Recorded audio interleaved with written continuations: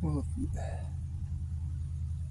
you may not view this book as being divine, uh, brought about through God's power, God's divine intervention and direction.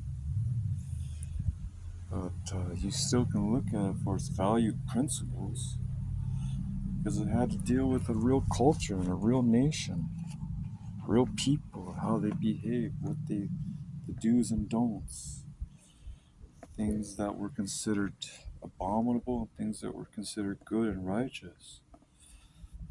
Every culture has, guidelines and rules and ethics and, a system of morals.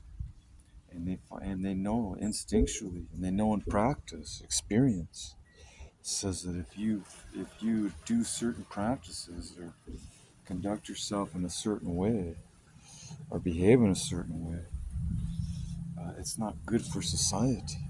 It's not good for individuals, for their well-being, for not only for themselves but for other people, their neighbors, their comrades. So yeah, there's important values to religious texts, to philosophical texts. It has a place. You may be an atheist or agnostic even. Which means you're not sure if God exists. You don't believe God exists. Well, you still believe that people can't just go out and do things that are bad. You still put things on the scale to see if it's actually, how do you discern it? Well, I guess you have a different measure. If you don't, you can still believe in right and wrong. If you're an atheist, I guess you can still believe that there are moral standards. At least developed by and produced by mankind. Because we do have a sense of right and wrong automatically. Where'd that come from? On the Darwinian evolutionary scale, that sense of right and wrong. I mean, how do we know what's right or wrong? How can we feel guilty if we do something wrong or say something wrong? And we always want to say we're sorry and ask for forgiveness. So there's some kind of a moral law that's built within this whole framework of life and living systems.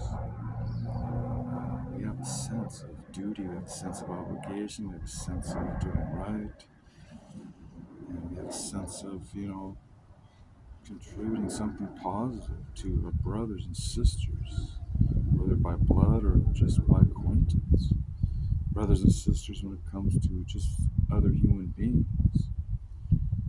We have a sense of a moral sense, a moral compass. Where'd that come from? Did we just develop it or learn it over and through trial and error, through history, or was it automatically there in the fabric of our being, our existence? They say we have a conscience. They say we have a soul. They say we have an inner man. An inner man. Most cultures talk about it in their religious texts or philosophical texts. It's that part of us that's non-material. That we have an existence that's not just physical, but spiritual.